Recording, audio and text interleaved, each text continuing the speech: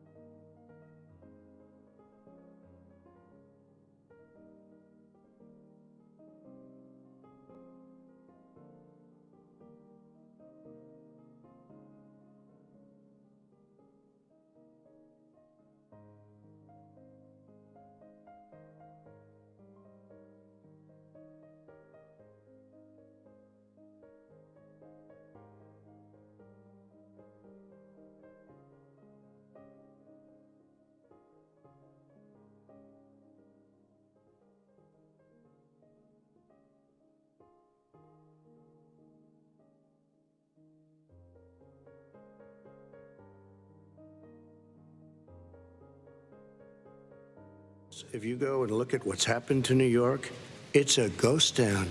It's a ghost town. And when you talk about plexiglass, these are restaurants that are dying. These are businesses with no money. Putting up plexiglass is unbelievably expensive, and it's not the answer. I mean, you're going to sit there in a cubicle wrapped around with plastic. These are businesses that are dying, Joe. You can't do that to people. You just can't. Take a look at New York and what's happened to my wonderful city for so many years. I loved it. It was vibrant. It's dying. Everyone's leaving New York. Take a look at what New York has done in terms of turning the curve down in terms of the number of people dying. And I don't look at this in terms of the way he does. Blue states and red states. They're all the United States. And look at the states that are having such a spike in the coronavirus. They're the red states. They're the states in the Midwest. They're the states in the upper Midwest. That's where the spike is occurring significantly. But they're all Americans. They're all Americans. And what we have to do is say, wear these masks, number one. Make sure we get the help that the businesses need that has money's already been passed to do that. It's been out there since the beginning of the summer, and nothing's happened. President, New York has lost more than 40,000 people, 11,000 people in nursing homes. President Trump, what about... When you say spike, take a look at what's happening in Pennsylvania, where they've had it closed. Take a look at what's happening with your friend in Michigan, where her husband's the only one allowed to do anything. It's been like a prison. Now, it was just ruled unconstitutional. Take a look at North Carolina. They're having spikes, and they've been closed, and they're getting killed financially. We can't let that happen, Joe. You can't let that happen. We have to open up. And we understand the disease. We have to protect our seniors. We have to protect our elderly. We have to protect especially our seniors with heart problems and diabetes problems. And we will protect them. We have the best testing in the world by far. That's why we have so many cases. Let me follow up with you before we move on to our next section. President Trump, this week you called Dr. Anthony Fauci, the nation's best-known infectious disease expert, quote, a disaster. You described him and other medical experts as, quote, idiots. If you're not listening to them, who are you listening to? I'm listening to all of them, including Anthony. I get along very well with Anthony. But he did say, don't wear masks. He did say, as you know, this is not going to be a problem. I think he's a Democrat, but that's okay. He said this is not going to be a problem. We are not going to have a problem at all. When Joe says that, I said, Anthony Fauci said, and others, and many others, and I'm not knocking him a lot. Nobody knew. Look, nobody knew what this thing was. Nobody knew where it was coming from, what it was. We've learned a lot. But Anthony said, don't wear masks. Now he wants to wear masks. Anthony also said, if you look back, exact words, here's his exact words, this is no problem. This is going to go away soon. So he's allowed to make mistakes. He happens to be a good person. Vice President Biden, your response quickly, and then we're going to move on to the next section. My response is that think about what the president knew in January and didn't tell the American people. He was told this was a serious virus that spread in the air, and it was much worse than the flu. He went on record and said to one of your colleagues, recorded, that in fact he knew how dangerous it was, but he didn't want to tell us. He didn't want to tell us because he didn't want us to panic. He didn't want us. Americans don't panic. He panicked.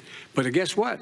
In the meantime, we find out in the New York Times the other day that, in fact, his folks went to Wall Street and said this is a really dangerous thing. And a memo out of that meeting, not from his administration, but from some of the brokers, said sell short because we got to get moving. It's a dangerous problem. Well, this is I'm going to give you 30 seconds to respond, and then we're going to move on. Wall Street one, I don't know. Somebody went to Wall Street. You're the one that takes all the money from Wall Street. I don't take it. You have raised a lot of money, tremendous amounts of money. And every time you raise money, deals are made, Joe. I could raise so much more money. As president and as somebody that knows most of those people, I could call the heads of Wall Street, the heads of every company in America. I would blow away every record, but I don't want to do that because it puts me in a bad position. And then you bring up Wall Street. You shouldn't be bringing up Wall Street because you're the one that takes the money from Wall Street, not me. I could blow away your records that, like you wouldn't believe. We don't need money. We have plenty of money. In fact, we beat Hillary Clinton with a tiny fraction of the money that she was able to. All right, gentlemen, we're going to move on. Average contribution, $43. All right, we're going to move on to our next section, which is national security. And I do want to start with the security of our elections and some breaking news from overnight. Just last night, top intelligence officials confirmed again that both Russia and Iran are working to influence this election. Both countries have obtained U.S. voter registration information, these officials say, and Iran sent intimidating messages to Florida voters. This question goes to you, Mr. Vice President. What would you do to put an end to this threat? You have 2 minutes uninterrupted. I made it clear, and I ask everyone else to take the pledge. I made it clear that any country, no matter who it is, that interferes in American elections will pay a price. They will pay a price. And it's been overwhelmingly clear this election, I won't even get into the last one, this election, that Russia has been involved, China has been involved to some degree, and now we learn that Iran is involved. They will pay a price if I'm elected. They're interfering with American sovereignty. That's what's going on right now. They're interfering with American sovereignty. And to the best of my knowledge, I don't think the president said anything to Putin about it. I don't think he's stalking them a lot. I don't think he said a word. I don't know why he hadn't said a word to Putin about it. And I don't know what he has recently said, if anything, to the Iranians. My guess is he'd probably be more outspoken with regard to the Iranians. But the point is this, folks. We are in a situation where we have foreign countries trying to interfere in the outcome of our election. His own national security advisor told him that what is happening with his buddy, I will. His buddy, Rudy Giuliani, he's being used as a Russian pawn. He's being fed information that is Russian, that is not true. And then what happens? Nothing happens. And then you find out that everything that's going on here about Russia is wanting to make sure that I do not get elected the next president of the United States because they know I know them and they know me. I don't understand why this president is unwilling to take on Putin when he's actually paying bounties to kill American soldiers in Afghanistan, when he's engaged in activities that are trying to destabilize all of NATO. I don't know why he doesn't do it, but it's worth asking the question, why isn't that being done? Any country that interferes with us will, in fact, pay a price because they're affecting our sovereignty. President Trump, same question to you. Let me ask the question. You're going to have 2 minutes to respond. For 2 elections in a row now, there has been substantial interference from foreign adversaries. What would you do in your next term to put an end to this? 2 minutes uninterrupted. Well, let me respond to the first part, as Joe answered. Joe got $3.5 million from Russia, and it came through Putin because he was very friendly with the former mayor of Moscow, and it was the mayor of Moscow's wife, and you got $3.5 million. Your family got $3.5 million, and, you know, someday you're going to have to explain, why did you get $3.5? I never got any money from Russia. I don't get money from Russia. Now, about your thing last night, I knew all about that, and through John Ratcliffe, who is fantastic, DNI, he said the one thing that's common to both of them, they both want you to lose, because there has been nobody tougher to Russia. Between the sanctions, nobody tougher than me on Russia. Between the sanctions, between all of what I've done with NATO, you know, I've got the NATO countries to put up an extra $130 billion, going to $420 billion a year. That's to guard against Russia. I sold, while he was selling pillows and sheets, I sold tank busters to Ukraine. There has been nobody tougher on Russia than Donald Trump. And I'll tell you, they were so bad. They took over the submarine port. You remember that very well. During your term, during you and Barack Obama, they took over a big part of what should have been Ukraine. You handed it to them, but you were getting a lot of money from Russia. They were paying you a lot of money, and they probably still are. But now, with what came out today, it's even worse. All of the emails, the horrible emails of the kind of money that you were raking in, you and your family. And Joe, you were vice president when some of this was happening, and it should have never happened. And I think you owe an explanation to the American people. Why is it? Somebody just had a news conference a little while ago who was essentially supposed to work with you and your family, but what he said was damning. And regardless of me, I think you have to clean it up and talk to the American people. Maybe you can do it right now. Vice President Biden, you may respond. 30 seconds. And then I do want to follow up on the election security. I have not taken a penny from any foreign source ever in my life. We learned that this president paid 50 times the tax in China, has a secret bank account with China, does business in China, and in fact is talking about me taking money. I have not taken a single penny from any country whatsoever, ever. Number one. Number two, this is a president. I have released all of my tax returns, 22 years. Go look at them. 22 years of my tax return. You have not released a single solitary year of your tax return. What are you hiding? Why are you unwilling? The foreign countries are paying you a lot. Russia's paying you a lot. China's paying you a lot. And your hotels and all your businesses all around the country, all around the world. And China's building a new road to a new a golf course you have overseas. So what's going on here? Why don't release your tax return or stop talking about corruption? President Trump, your response. First of all, I called my accountants under audit. I'm going to release them as soon as we can. I want to do it, and it'll show how successful, how great this company is. But much more importantly than that, people were saying $750. I asked them a week ago, I said, what did I pay? They said, sir, you prepaid tens of millions of dollars. I prepaid my tax. Tens over the last number of years. Tens of millions of dollars I prepaid. Because at some point they think it's an estimate. They think I may have to pay tax. So I already prepaid it. Nobody told me that. Did your accountant Nobody tell you told when you you that. could release Excuse them? me. And it wasn't written whenever they write this. They keep talking about $750, which I think is a filing fee. But let me just tell you, I prepaid millions and millions of dollars in taxes. Number one. Number two, I don't make money from China. You do. I don't make money from Ukraine. You do. I don't make money from Russia. You made $3.5 million, Joe, and your son gave you. They even have a statement that we have to give 10% to the big man. You're the big man, I think. I don't know. Maybe you're not, but you're the big man, I think. Your son said we have to give 10% to the big man. Joe, what's that all about? It's terrible. All right, gentlemen, I want to ask you both some questions about all of this, but I'm going to let you both respond very quickly. You just said you spoke to your accountant about potentially releasing your taxes. Did he tell you when you can release them? Do you have a deadline for when you're going to release them? I get treated worse than the Tea Party got treated. Because I have a lot of people in there, deep down in the IRS, they treat me horribly. We made a deal, it was all settled until I decide to run for president. I get treated very badly by the IRS, very unfairly. But we had a deal all done. As soon as we're completed with the deal, I want to release it. But I have paid millions and millions of dollars, and it's worse than paying. I paid in advance. It's called prepaying your taxes. I paid in advance. I want to ask you both about questions regarding your potential foreign entanglements and questions that have been raised to give you both a chance to talk about this more broadly. Respond very quickly, and then I'll get to my question. Why did he's been saying this for 4 years? Show us. Just show us. Stop playing around. You've been saying for 4 years you're going to release your taxes. Nobody knows, Mr. President. What they do know is you're not paying your taxes, or you're paying taxes that are so low. When last time he said what he paid, he said, I only pay that little because I'm smart. I know how to game the system. Come on. Come on, folks. So, President Trump, and then I want to get to two questions to both of you on this. I was put through a phony witch hunt for 3 years. It started before I even got elected. They spied on my campaign. No president should ever have to go through what I went through. Let me just say this.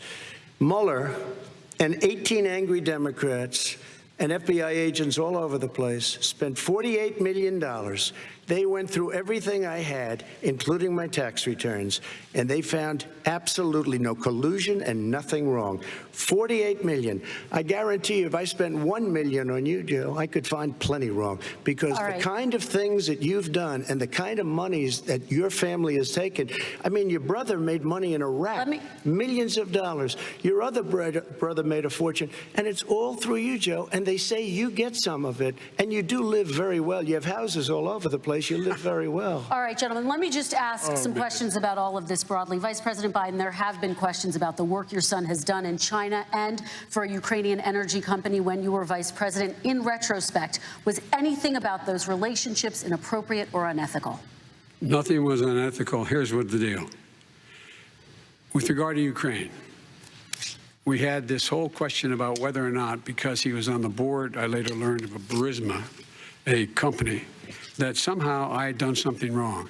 Yet every single solitary person, when he was going through his impeachment, testifying under oath who worked for him, said, I did my job impeccably. I carried out U.S. policy. Not one single solitary thing was out of line. Not a single thing. Number one. Number two, the guy who got in trouble in Ukraine was this guy trying to bribe the Ukrainian government to say something negative about me, which they would not do and did not do because it never, ever, ever happened. My son has not made money in terms of this thing about, what are you talking about, China. I have not had, the only guy made money from China is this guy. He's the only one. Nobody else has made money from China. President Trump, let me ask my question to you. But could I just one thing? Very quickly. His son didn't have a job for a long time, was sadly no longer in the military service. I won't get into that. And he didn't have a job. As soon as he became vice president, Burisma, not the best reputation in the world. I hear they paid him $183,000 a month. Listen to this. $183, and they gave him a $3 million upfront payment. All right. And he had no energy. I'm going to let the vice president respond to that quickly, and then I need to get to a question to you. Very quickly. No basis for that. Everybody investigated that. No one said anything he did was wrong in Ukraine. Okay, President Trump, this is for you. Since you took office, you've never divested from your business. You've personally promoted your properties abroad. A report this week, which was referenced, does indicate that your company has a bank account in China. So how can voters know that you don't have any foreign conflicts of interest? I have many bank accounts, and they're all listed, and they're all over the place. I mean, I was a businessman doing business. The bank account you're referring to, which is, everybody knows about it, it's listed. The bank account was in 2013. That's what it was. It was opened it was closed in 2015, I believe. And then I decided, because I was thinking about doing a deal in China like millions of other people. I was thinking about it, and I decided I'm not going to do it. Didn't like it. I decided not to do it. Had an account open, and I closed it. Okay. Excuse me. And then, unlike him, where he's vice president and he does business, I then decided to run for president after that. That was before. So I closed it before I even ran for president, let alone became president. Big difference. He is the vice president of the United States, and his son, his brother, and his other brother are getting rich. They're like a vacuum cleaner. They're sucking up money every President Trump, place he thank you. We goes. do need to move on. I do want to ask you, Vice President Biden, about China. Let's talk about China more broadly. There have, of course, President Trump has said that they should pay for not being fully transparent in regards to the coronavirus. If you were president, would you make China pay? And please be specific. What would that look like? What I'd make China do is play by the international rules, not like he has done. He has caused the deficit of China to go up, not down, with China, up, not down. We are making sure that in order to do business in China, you have to give all your intellectual property. You have to have a partner in China. It's 51%. We would not do that at all, number one. Number two, we're in a situation where China would have to play by the rules internationally as well. When I met with Xi, when I was still vice president, he said we're setting up air identification zones in the South China Sea. You can't fly through them. I said we're going to fly through them. We just flew B-52, B-1 bombers through it. We're not going to pay attention. They have to play by the rules. And what's he do? He embraces guys like the thugs like in North Korea and the Chinese president and Putin and others, and he pokes his finger in the eye of all of our friends, all of our allies. We make up we're 25% of the world's economy. We need to be having the rest of our friends with us saying to China, these are the rules. You play by them or you're going to pay the price for not paying by them economically. That's the way I will run it. And that's what we did in upholding steel tariffs and a range of other things when we were president and vice president. All right, let's talk about North Korea. Excuse me, no, I have to respond to that. Okay. Very quickly, and then we're going to move on to North Korea. Korea. $1.5 billion from China to manage after spending 10 minutes in office and being in Air Force Two, number one. Number two, there's a very strong email talking about your family wanting to make $10 million a year for introductions. President Trump, on China policy, though, what specifically are you going to do? What specifically are you going to do to make China pay? You've said you're going to make them pay. China is paying. They're paying billions and billions of dollars. I just gave $28 billion. New sanctions? I just gave $28 billion to our farmers. Taxpayers' money. It's what? Taxpayers' money. Didn't come from China. You know, the taxpayer it's called China. China paid $28 billion, and you know what they did to pay it, Joe? They devalued their currency, and they also paid up. And you know who got the money? Our farmers, our great farmers, because they were targeted. You never charged them anything. Also, I charged them 25% on dumped steel because they were killing our steel industry. We were not going to have a steel industry. Okay. And now we have a steel industry. Okay, Vice President Biden, your response, please. My response is, look, this isn't about, there's a reason why he's bringing up all this malarkey. There's a reason for it. He doesn't want to talk about the substantive issues. It's not about his family and my family. It's about your family. And your family's hurting badly. If you're making less than, if you're a middle-class family, you're getting hurt badly right now. You're sitting at the kitchen table this morning deciding, well, we can't get new tires, they're bald because we have to wait another month or so. Or are we going to be able to pay the mortgage? Or who's going to tell her she can't go back to community college? They're the decisions you're making in the middle-class families like I grew up in Scranton and Claymont. They're in trouble. We should be talking about your families, but that's the last thing he wants to talk about. I want to talk about North Korea. Excuse me, I do want to turn to 10 seconds, Mr. President. That's 10 a seconds. typical political statement. Let's get off this China thing, and then he looks, the family, around the table, everything. Just a typical politician when I see that. Let's talk about North I'm not a typical Korea now. politician. Okay, that's why I got elected. Let's get off the subject of China. Let's talk sitting around the table. All right. Come on, Joe, you can do better. We're going to talk about North Korea now. President Trump, you've met with North Korean leader Kim Jong-un 3 times. You've talked about your beautiful letters with him. You've touted the fact that there hasn't been a war or a long-range missile test, and yet North Korea recently rolled out its biggest ever intercontinental ballistic missile and continues to develop its nuclear arsenal. Do you see that as a betrayal of the relationship you forged? Just 30 seconds here because we need to get on to the next. So when I met with Barack Obama, we sat in the White House right at the beginning, had a great conversation. It was supposed to be 15 minutes, and it was well over an hour. He said the biggest problem we have with North Korea. He indicated we will be in a war with North Korea. Guess what?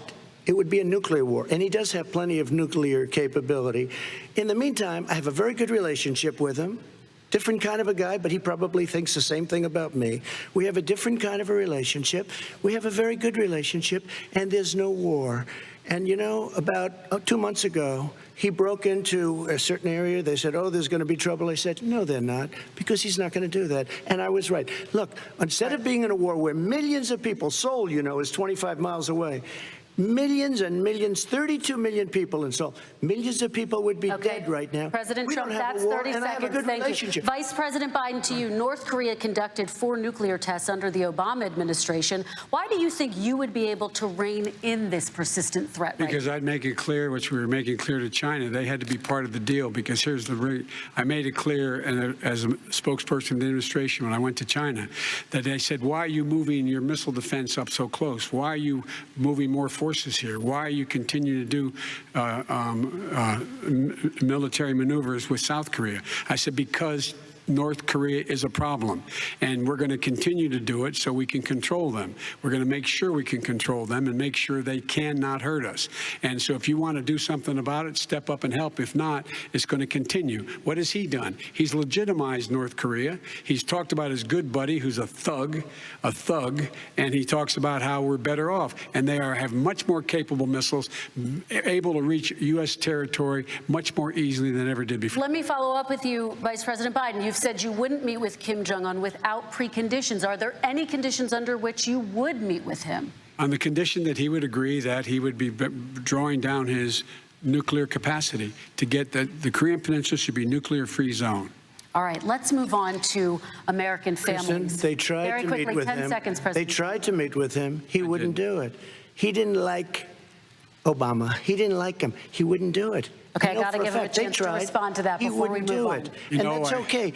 You know what, North Korea, we're not in a war. We have a good relationship. You know, people don't understand. Having a good relationship with leaders of other countries is a good thing. We have a lot of questions to get to. That's like saying we had a good relationship with Hitler before he, in fact, invaded Europe, the rest of Europe. Come on.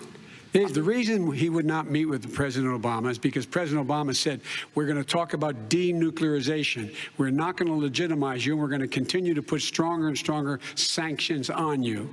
That's why he wouldn't meet with us. All right, let's move on. Let's move on and talk about American families. He left me a mess, Kristen. President Trump, okay, we do need to move on. They left me a mess.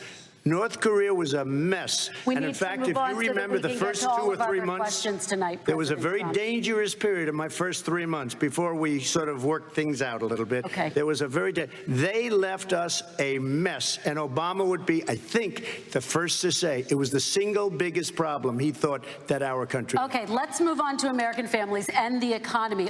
One of the issues that's most important to them is health care, as you both know. Today, there was a key vote on a new Supreme Court Justice, Amy Coney Barrett, and health care is at the center of her confirmation fight. Over 20 million Americans get their health insurance through the Affordable Care Act. It's headed to the Supreme Court, and your administration, Mr. President, is advocating for the court to overturn it.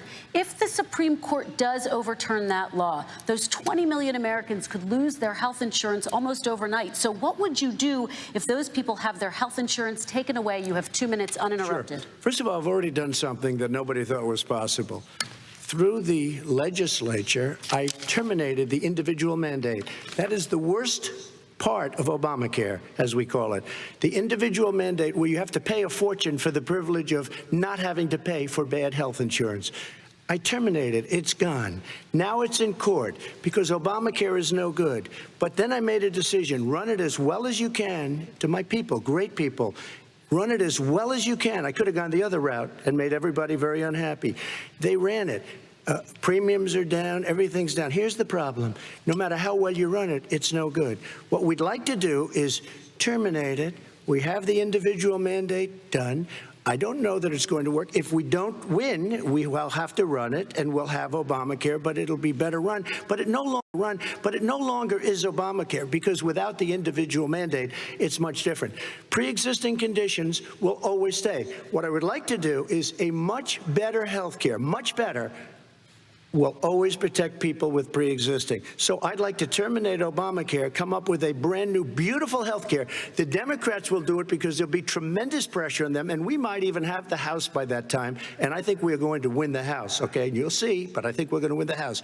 But come up with a better health care, always protecting people with pre-existing conditions. And one thing very important, we have 180 million people out there that have great private health care, far more than we're talking about with Obamacare.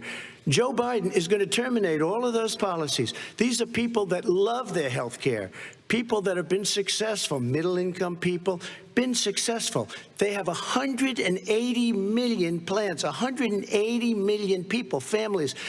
Under what he wants to do, which will basically be socialized medicine, he won't even have a choice.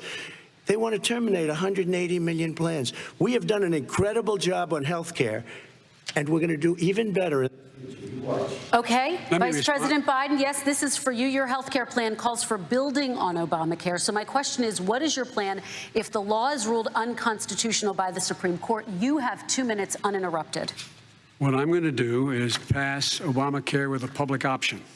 It'll become Biden care. The public option is an option that says that if you, in fact, do not have the wherewithal to be, if you qualify for Medicaid and you do not have the wherewithal in your state to get Medicaid, you automatically are enrolled, providing competition for insurance companies. That's what's going to happen. Secondly, we're going to make sure we reduce the premiums and reduce drug prices by making sure that there's competition that doesn't exist now, by allowing the Medicare to negotiate drug prices with the insurance companies. Thirdly, the idea that I want to eliminate private insurance, the reason why I had such a fight with 20 candidates for the nomination was I support private insurance. That's why not one single person with private insurance would lose their insurance under my plan, nor did they under Obamacare. They did not lose their insurance unless they chose they wanted to go to something else. Lastly, we're going to make sure we're in a situation that we actually protect pre-existing. There's no way he can protect pre-existing conditions. None, zero. You can't do it in the ether. He's been talking about this for a long time. He's never come up with a plan. I guess we're going to get the pre-existing condition plan the same time we get the infrastructure plan that we've been waiting since 17, 18, 19, and 20. The fact, I still have a few more minutes. I know you're getting anxious. The fact is that he's already cost the American people, because of his terrible handling of the COVID virus and the economic spillover, 10 million people have lost their private insurance. And he wants to take away 22 million more people who have it under Obamacare, and over 110 million people with pre-existing conditions, and all the people from COVID are going to have pre-existing conditions. What are they going to do? I have a follow-up for you, Vice President Biden. It relates to something that President Trump said. He's accusing you of wanting socialized medicine. What do you say to people who have concerns that your health care plan, which includes a government insurance option, takes the country one step closer to a health care system run entirely by the government? What's your response to It's them? ridiculous. It's like saying that, you know, the idea that the fact that there's a public option that people can choose, that makes it a socialist plan. Look, the difference between the president, I think health care is not a privilege, it's a right. Everyone should have the right to have affordable health care. And I am very proud of my plan. It's gotten endorsed by all the major labor unions, as well as a whole range of other people who, in fact, are concerned in the medical field. This is something that's going to save people's lives, and this is going to give some people an opportunity to have health care for their children. How many of you home are worried and rolling around in bed tonight wondering what in God's name you're going to do if you get sick? Because you've lost your home insurance, your health insurance, your company's gone under. We have to provide health insurance for people at an affordable rate, and that's what I do. President Trump, Excuse me, he was your there response. for 47 years. He didn't do it. He was now there as vice president for 8 years, and it's not like it was 25 years ago. It was 3 3/4. It was just a little while ago, right? Less than 4 years ago. He didn't do anything. He didn't do it. He wants socialized medicine, and it's not that he wants it. His vice president, I mean, she is more liberal than Bernie Sanders and wants it even more. Bernie Sanders wants it. The Democrats want it. You're going to have socialized medicine, just like he went with fracking. We're not going to have fracking. We're going to stop fracking. We're going to stop fracking. Then he goes to Pennsylvania after he gets a nomination, where he got very lucky to get it. And he goes to Pennsylvania and he says, oh, we're going to have fracking. And you never asked that question. And by the way, so far, I respect very much the way you're handling this, I have to say. By the way, but somebody should ask the question. You can ask he goes for a year. There will be We have a number of topics we're going to get to. That's a big question. We're going to get to. The same thing with socialized medicine. I have to respond. Vice President, your response, please. My response is people deserve to have affordable health care, period. Period. And the Biden care proposal will, in fact, provide for that affordable health care, lower premiums. And what we're going to do is going to cost some money. It's going to cost over $750 billion over 10 years to do it. And they're going to have lower premiums. You can buy into the better plans, the cheaper plans, lower your premiums, deal with unexpected billing, and have your drug prices drop significantly. He keeps talking about it. He hasn't done a thing for anybody on health care. Not a thing. Kristen, when Very he quickly, says, then I want to talk when about he what's says happening public on Capitol option, Hill. he's talking about socialized medicine, and when he and healthcare. When he talks about a public option, he's talking about destroying your Medicare. Totally destroyed, and destroying your Social Security, and this whole country will come down. You know, Bernie Sanders tried it in his state. He tried it in his state. His governor was a very liberal governor. They wanted to make it work. Okay, let's let Vice President Biden respond. It doesn't Vice work. President He's Biden, a very your confused response. guy. He thinks he's running against somebody else. He's running against Joe Biden. I beat all those other people because I disagreed with them.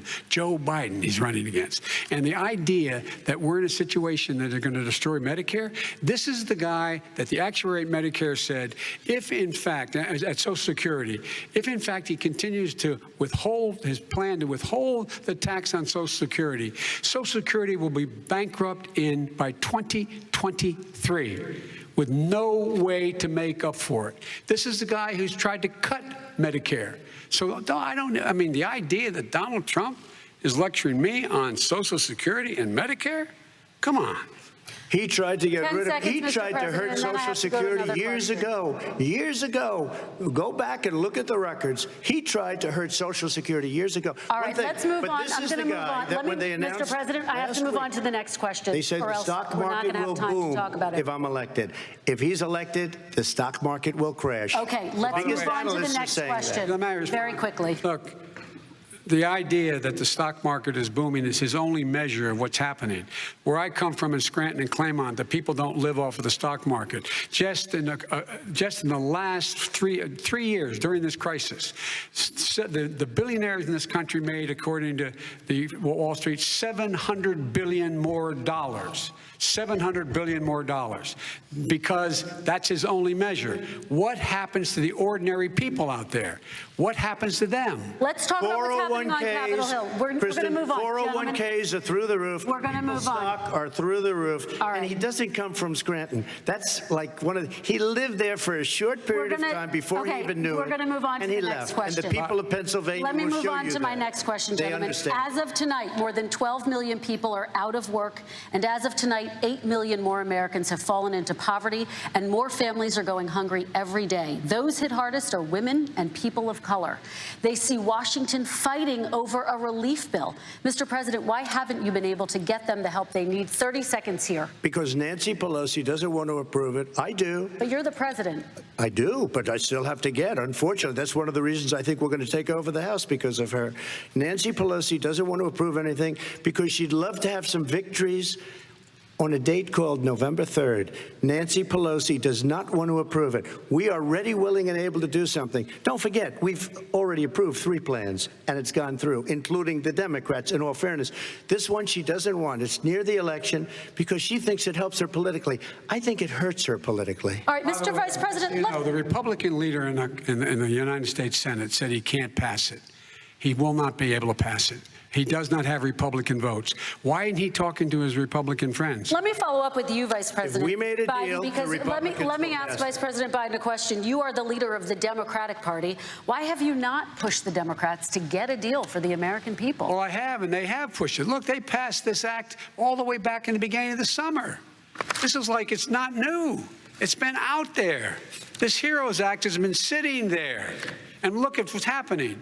When I was in charge of the Recovery Act with $800 billion, I was able to get $145 billion to local communities that have to balance their budgets and states that have to balance their budgets, so then have to fire firefighters, teachers, first responders, law enforcement officers, so they can keep their cities and counties running. He will not support that. They have not done a thing for them. And Mitch McConnell said, let them go bankrupt.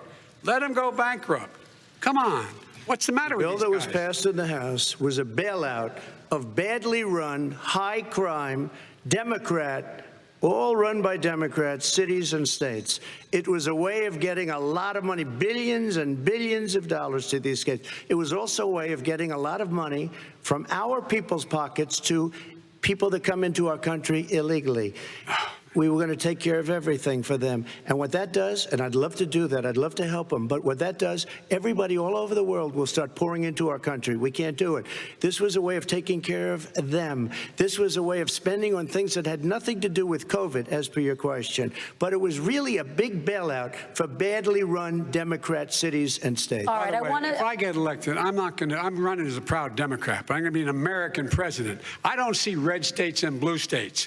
What I see is American, United States. And folks, every single state out there finds themselves in trouble. They're going to start laying off, whether they're red or blue, cops, firefighters, first responders, teachers, because they have to balance their budget. And the founders were smart. They allowed the federal government to deficit spend to compensate for the United States of America. I want to talk about the minimum wage, gentlemen. Mr. Vice President, we are talking a lot about struggling small businesses and business owners these days. Do you think this is the right time to ask them to raise the minimum wage? You, of course, support a $15 federal minimum wage. I do, because I think one of the things we're going to have to do is we're going to have to bail them out, too. We should be bailing them out now, those small businesses. You got 1 in 6 of them going under. They're not going to be able to make it back. They passed a package that allows us to be able to call PPP. Money is supposed to go to help them do everything from organize how they can deal with their businesses being open safely. Schools, how they can make classrooms smaller, how they can hire more teachers, how they can put ventilation systems in. They need the help. The businesses as well as the schools need the help. But these guys will not help them. is not giving them any of the money. We are going to move on to immigration, one thing very but I quickly, want he to get said your we have to help our reaction. small businesses by raising the minimum wage. That's not helping. I think it should be a state option. Alabama is different than New York. New York is different from Vermont. Every state is different. It should be a state option. You said very we have recently. to help. It's very important. We have to help our small businesses. How are you helping your small businesses when you're forcing wages? What's going to happen, and what's been proven to happen, is when you do that, these small businesses fire many of their employees. You said very recently you would consider raising the federal minimum wage to $15 an hour. You said recently you would consider raising the federal minimum wage to $15 an hour. Is that still the case? And I would consider it to an extent, but in a what I second really administration? like, in a second administration, but not to a level that's going to put all these businesses out of business. It should be a state option. Look, I lived in different places. I know different places. They're all different. Some places, $15 is not so bad. In other places, other states, $15 would be President ruined. Trump, thank you. Quick response, Vice President Biden. 2 jobs, 1 job, be below poverty. People are making $6, $7, $8 an hour. These first responders, we all clap for as they come down the street because they've allowed us to make it. What's happening? They deserve a minimum wage of $15. Anything below that puts you below the poverty level. And there is no evidence that when you raise the minimum wage, businesses go out of business. That is simply not true. We're going to talk about immigration. We're going to talk about immigration now, gentlemen, and we're going to talk about families within this context. Mr. President, your administration separated children from their parents at the border, at least 4,000 kids. You've since reversed your zero-tolerance policy, but the United States can't locate the parents of more than 500 children. So how will these families ever be reunited? Children are brought here by coyotes and lots of bad people, cartels, and they're brought here, and they used to use them to get into our country. We now have as strong a border as we've ever had. We're over 400 miles of brand new wall. You see the numbers, and we let people in, but they have to come in legally, and they come in through merit. But how will you reunite these kids with their families, Let me just tell you, Mr. President? they built cages. You know, they used to say, I built the cages, and then they had a picture in a certain newspaper, and it was a picture of these horrible cages, and they said, look at these cages. President Trump built them, and then it was determined they were built in 2014. That was him. Do you They have a built plan to cages. reunite the kids? Yes, we're working on it we're trying very hard. But a lot of these kids come out without the parents. They come over through cartels and through coyotes and through gangs. Vice President Biden, let me bring you into this 525. conversation. Quick response, and then another question to you. These 500-plus kids came with parents. They separated them at the border to make it a disincentive to come to begin with. Real tough. We're really strong. And guess what? They cannot, it's not coyotes didn't bring them over. Their parents were with them. They got separated from their parents. And it makes us a laughing stock and violates every notion of who we are as a nation. Let me ask you a follow-up Kristen, question. they did it. We changed the policy. Your response they to that? They did it. We changed. Did not They built the separate cages. Who built the cages, Joe? Let's talk about what Who we're built the talking cages, about. Let's Joe? talk about what we're talking about. What happened? Parents were ripped, their kids were ripped from their arms and separated. And now they cannot find over 500 of sets of those parents, and those kids are alone. Nowhere to go. Nowhere to go. It's criminal. It's criminal. Let me ask Kristen, you about I will say this. They went down. We brought reporters, everything. They are so well taken care of. They're in facilities that were so clean. But some of them haven't been reunited But with their just ask families. one question. Who built the cages? I'd love you to ask him that. Who built the cages? Let me ask about your immigration policy, Mr. Vice President. The Obama administration did fail to deliver immigration reform, which had been a key promise during the administration. It also presided over record deportations as well as family detentions at the border before changing course. So why should voters trust you with an immigration overhaul now? Because it made a mistake. It took too long to get it right. It took too long to get it right. I'll be president of the United States, not vice president of the United States. And the fact is, I've made it very clear.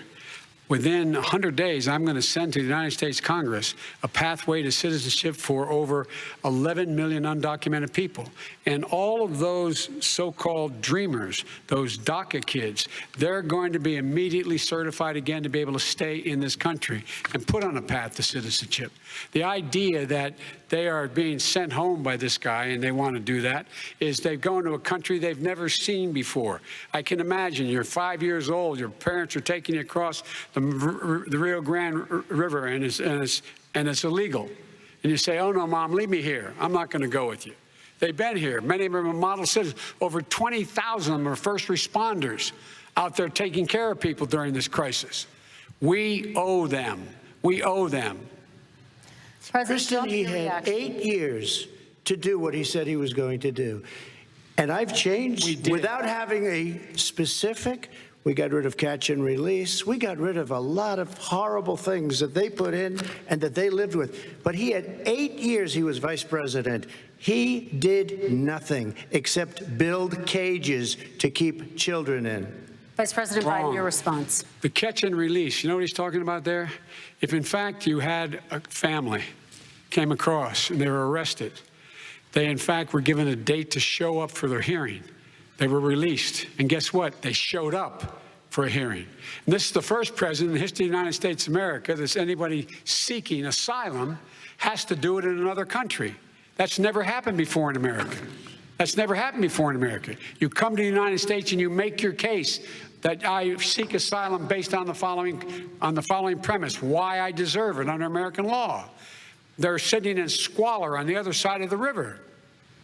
President Trump, your response, so 30 seconds, and then we'll move on. It just shows that he has no understanding of immigration or the laws. Catch and release is a disaster. A murderer would come in, a rapist would come in, a very bad person would come in. We would take their name. We have to release them into our country. And then you say they come back.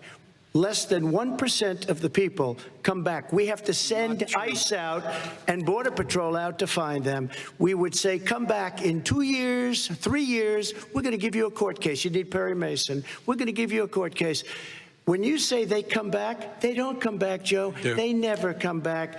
Only the really, I hate to say this, but those with the lowest IQ, they might come back. Okay, President Trump, let's give Vice President Biden a chance to respond, and then we're going to move on to the next section. You don't know the law, Joe.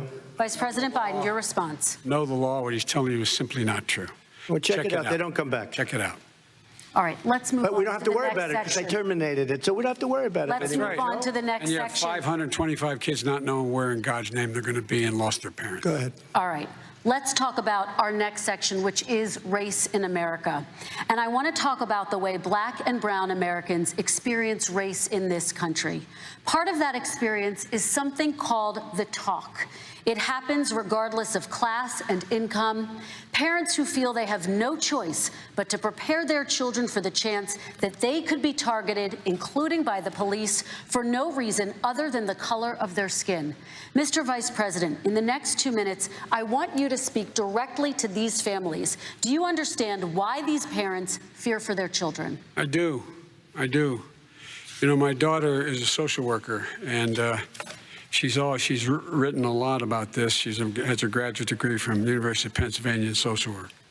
And, you know, one of the reasons why I ended up working on the east side of Wilmington, Delaware, which is 90% African-American, was to learn more about what was going on. What I never had to tell my daughter, if she's pulled over, make sure she puts, for a traffic stop, put both hands on top of the wheel and don't reach for the glove box because someone may shoot you. But a black parent, no matter how wealthy or how poor they are, has to teach their child when you're walking down the street, don't have a hoodie on when you go across the street. Making sure that you, in fact, if you get pulled over, just yes, sir, no, sir, hands on top of the wheel, because you are, in fact, the victim, whether you're a person making child of a $300,000 a year person or someone who's on food stamps. The fact of the matter is there is institutional racism in America. And we have always said, we've never lived up to it, that we hold these truths to be self-evident. All men and women are created equal. Well, guess what? We have never, ever lived up to it, but we've always constantly been moving the needle further and further to inclusion. not exclusion. This is the first president to come along and says that's the end of that. We're not going to do that anymore. We have to provide for economic opportunity, better education, better health care, better access to schooling, better access to opportunity to borrow money to start businesses. All the things we can do, and I've laid out a clear plan as to how to do those things, just to give people a shot. It's about accumulating the ability to have wealth as well as it is to be free from violence. President Trump, same question to you, and let me remind you of the question. I would like you to speak directly to these families. Do you understand why these parents fear for their children? Yes, I do. And again, he's been in government 47 years. He never did a thing except in 1994 when he did such harm to the black community. And they were called, and he called them super predators. And he said that. He said it, super predators. And they have never lived that down. 1994, your crime bill, the super predators. Nobody has done more for the black community than Donald Trump. And if you look, with the exception of Abraham Lincoln, possible exception, but the exception of Abraham Lincoln, nobody has done what I've done. Criminal justice reform. Obama and Joe didn't do it. I don't even think they tried because they had no chance at doing it. They might have wanted to do it, but if you had to see the arms I had to twist to get that done, it was not a pretty picture, and everybody knows it, including some very liberal people that cried in my office. They cried in the Oval Office. 2 weeks later, they're out saying, gee, we have to defeat him.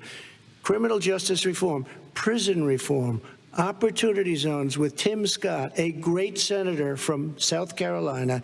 He came in with this incredible idea for opportunity zones. It's one of the most successful programs. People don't talk about it. Tremendous investment is being made. Biggest beneficiary, the black and Hispanic communities, and then historically black colleges and universities. After 3 years of coming to the office, I love some of those guys. They were great. They came into the office and they said, I said, what are you doing? After 3 years, I said, why do you keep coming back?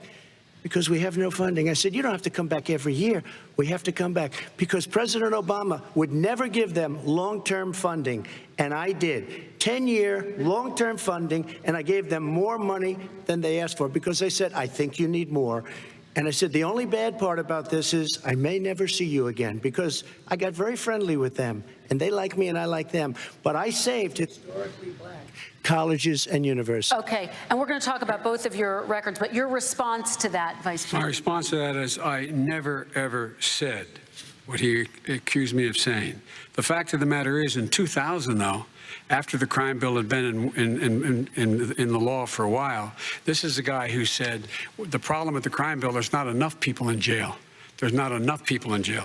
And go on my website, get the quote, the date when he said it. Not enough people. He talked about marauding gangs, young gangs, and the people who are going to maraud our cities. This is a guy who in the Central Park five innocent black kids, he continued to push for making sure that they got the death penalty. None of them were guilty of the crimes they were suggested. Look, and talk about granted, he did in fact let 20 people, he commuted 20 people's sentences. We commuted over 1,000 people's sentences.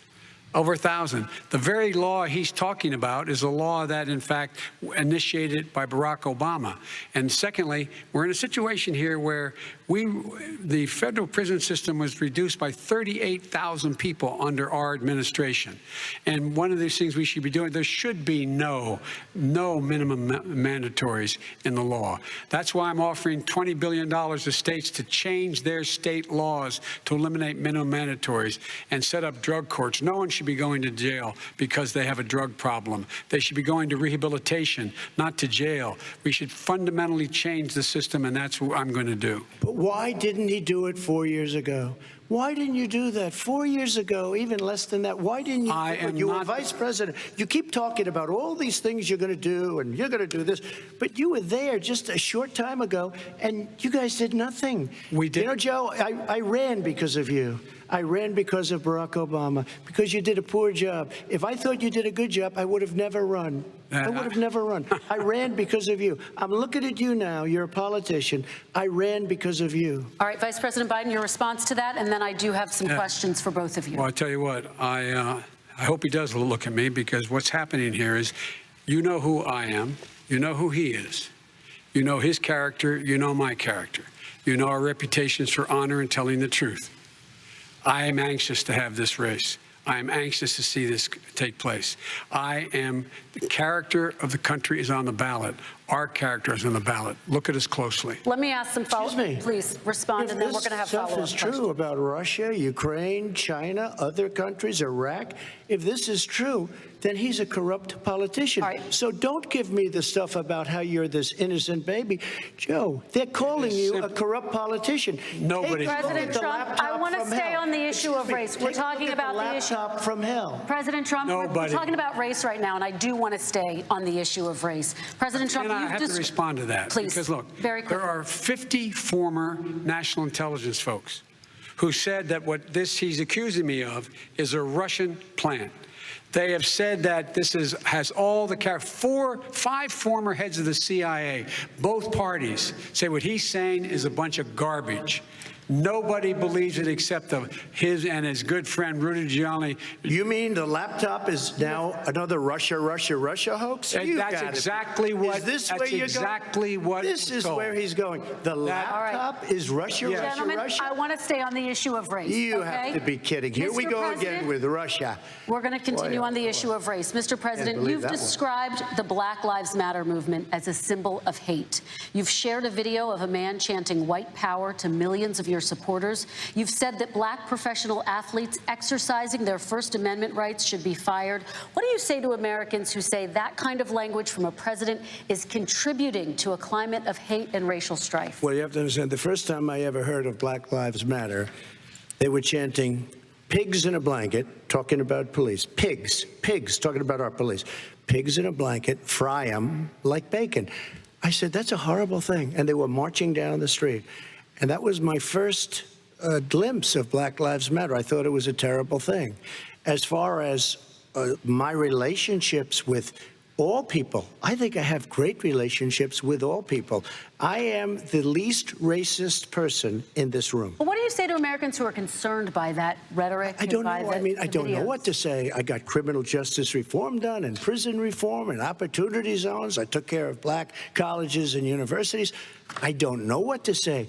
They can say anything. I mean, they can say anything. It makes me sad because I am the least racist person. I can't even see the audience because it's so dark, but I don't care who's in the audience. I'm the least racist person in this room. Okay, Vice President Biden, let me ask you very quickly, and then I have a follow-up question for you. Abraham Lincoln here is one of the most racist presidents we've had in modern history. He pours fuel on every single racist fire. Every single one. Started off his campaign coming down the escalator saying he's going to get rid of those Mexican rapists. He's banned Muslims because they're Muslims. He has moved around and made everything worse across the board.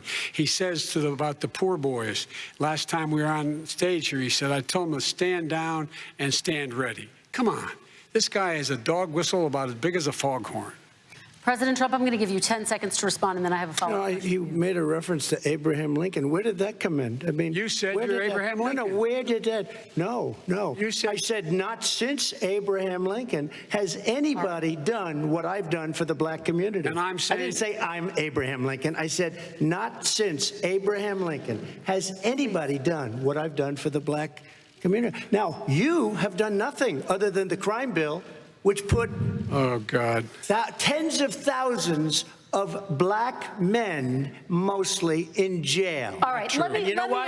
They ask remember it because if you look at what's happening with the voting right now, let me ask they Vice remember President that Biden you treated them very, very badly. Just take a look at what's happening out there. Vice President Biden, let me give you a chance to respond within this context. Crime bills that you supported in the 80s and 90s contributed to the incarceration of tens of thousands of young black men who had small amounts of drugs in their possession. They are sons, they are brothers, they're fathers, they're uncles, whose families are still to this day, some of them suffering the consequences. So speak to those families. Why should they vote for you? One of the things is that in the 80s, we passed 100%, all 100 senators voted for it, a bill on drugs and how to deal with drugs. It was a mistake. I've been trying to change the sentence, particularly the portion on cocaine. That's why I've been arguing that, in fact, we should not send anyone to jail for a pure drug offense. They should be going into treatment across the board. That's what we should be spending money on. That's why I set up drug courts, which were never funded by our Republican friends. They should not be going to jail for a drug or an alcohol problem. They should be going into treatment. That's what we've been trying to do. That's what I'm going to get done, because I think the American people have now seen that, in fact, it was a mistake to pass those laws relating to the drug. But they were not in the crime bill. But why didn't he get it done? See, it's all talk, no action with these politicians. Why didn't he get it done? That's what I'm going to do when I become president. You were vice president along with Obama as your president, your leader, for 8 years. Why didn't you get it done? You had 8 years to get it done. Now you're saying you're going to get it done because you're all talk and no action, Jim. We got a lot of it done. We released 38,000. We got 38,000 prisoners left from the. You got nothing done. 38,000 prisoners were released from federal prison. There were over 1,000 people who were given clemency. In fact, we're the ones that put in the legislation saying we could look at pattern and practice of police departments and what they were doing, how they were conducting themselves. I could go on, but we began the process. We lost an election. That's why I'm running to win back that election and change his terrible policy. I just asked one question. Why didn't you do it in the 8 years, a short time ago? Why didn't you do it? You just said, I'm going to do that. I'm going to do this. You put tens of thousands of mostly black young men in prison. Now you're saying you're going to undo that. Why didn't you get it done? You had 8 years with Obama. You know why, Joe? Because you're all talk and no action. All right, Vice President Biden, and then we're going to move on to the next section. We had a Republican Congress. That's the answer. Well, you got to talk them into it, Joe. Sometimes you got to talk them into it. We're going to move on to our next section, like I did with criminal justice reform. I had to talk Democrats into it. Gentlemen, we're running out of time, so we got to get on to climate change, please. You both have very different visions on climate change. President Trump, you say that environmental regulations have hurt jobs in the energy sector. Vice President Biden, you have said you see addressing climate change as an opportunity to create new jobs. For each of you, how would you both combat climate change and support job growth at the same time? Starting with you, President Trump, you have 2 minutes uninterrupted. So we have the Trillion Trees program. We have so many different programs. I do love the environment, but what I want is the cleanest, crystal clear water, the cleanest air. We have the best, lowest number in carbon emissions, which is a big standard that I notice Obama goes with all the time. Not Joe. I haven't heard Joe use the term because I'm not sure he knows what it represents or means, but I have heard Obama use it. And we have the best carbon emission numbers that we've had in 35 years under this administration. We are working so well with industry, but here's what we can't do. Look at China, how filthy it is. Look at Russia. Look at India. It's filthy. The air is filthy. The Paris Accord, I took us out because we were going to have to spend trillions of dollars, and we were treated very unfairly. When they put us in there, they did us a great disservice. They were going to take away our businesses. I will not sacrifice tens of millions of jobs, thousands and thousands of companies because of the Paris Accord.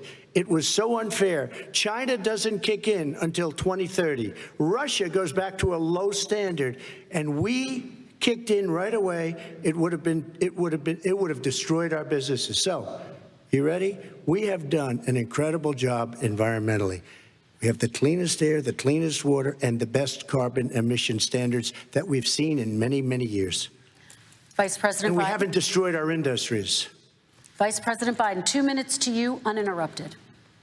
Climate change and climate warming, the global warming, is an existential threat to humanity.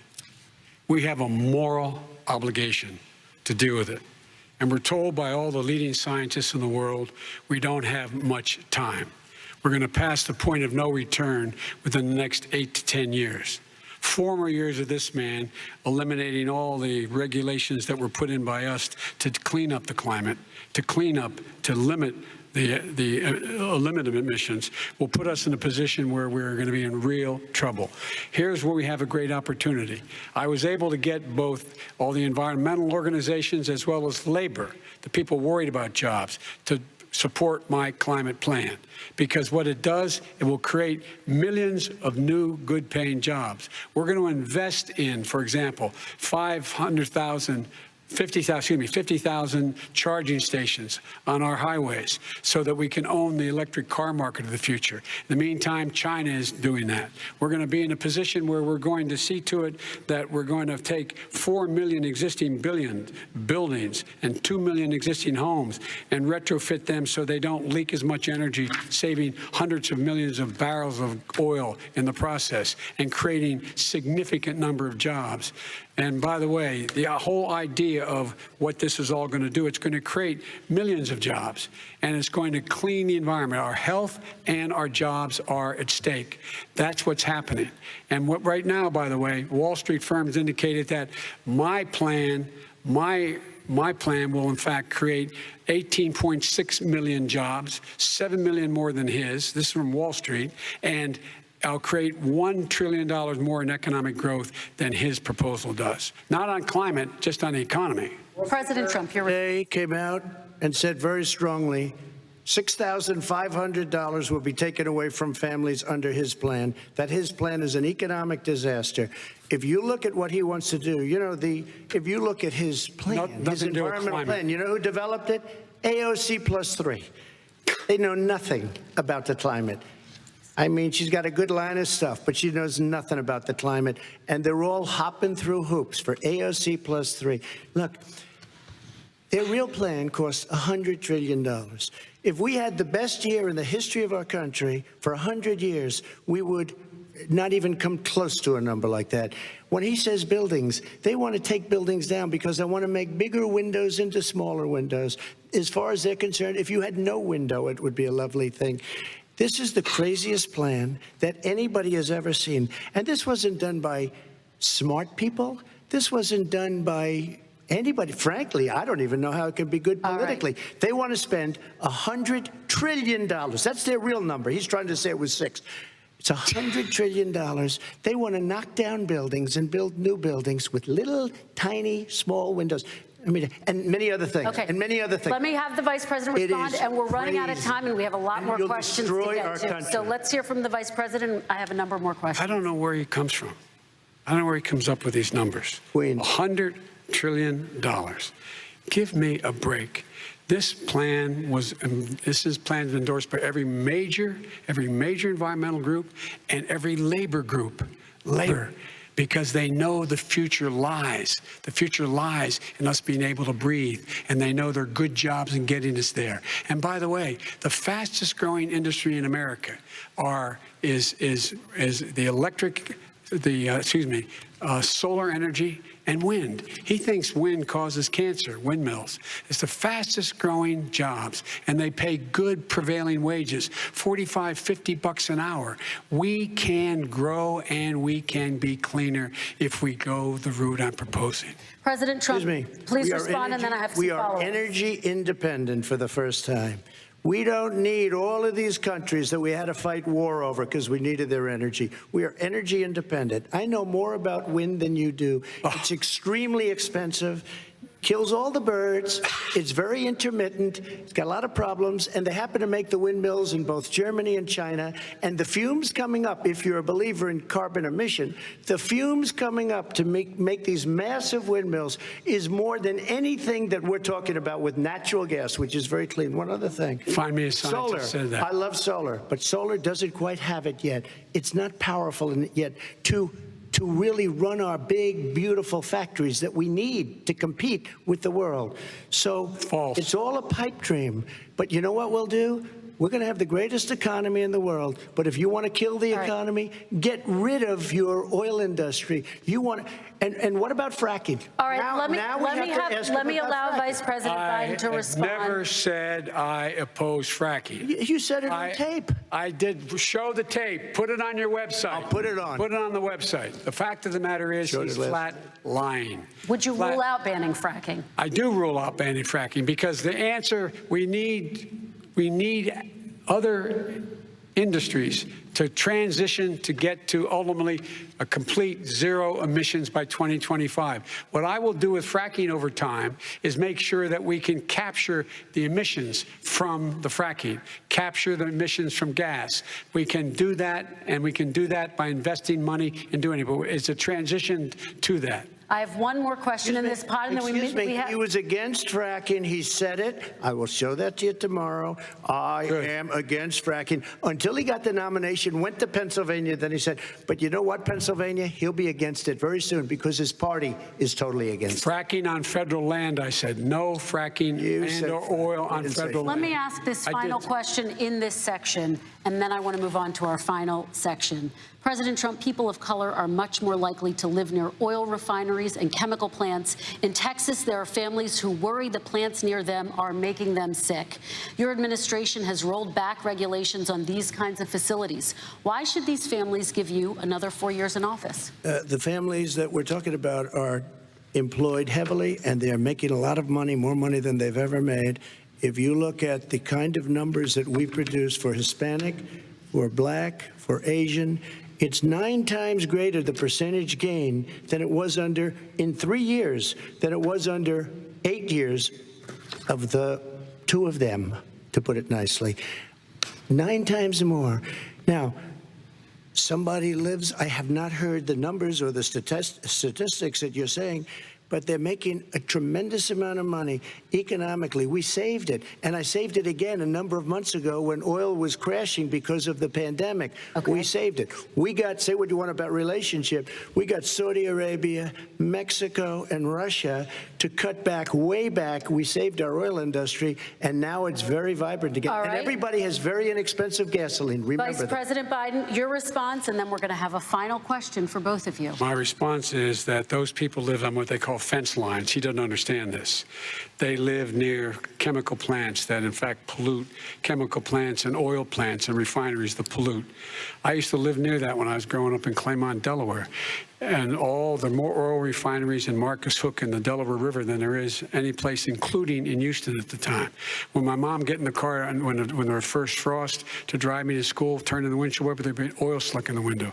That's why so many people in my state were dying and getting cancer. The fact is, those frontline communities, it doesn't matter what you're paying them. It matters how you keep them safe. What do? And you impose restrictions on the pollutions the pollutants coming out of those fence line communities.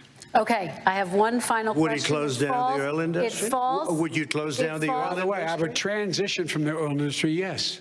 Oh, I will that's transition. a big statement. It is a big statement. That's a because big statement. I would stop. Why would you do that? Because the oil industry pollutes significantly. I see. And here's the deal. But That's you a can't big do that. statement. Well, if you let me finish the statement, because it has to be replaced by renewable energy over time.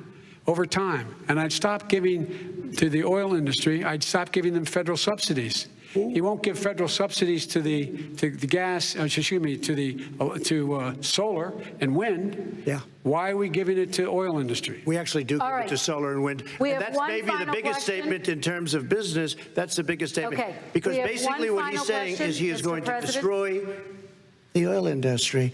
Will you remember that, Texas? Will you remember that, Pennsylvania, Oklahoma? Vice President Biden, let me give you 10 seconds to respond, and then Ohio. I have to get to the final question. Vice President Biden.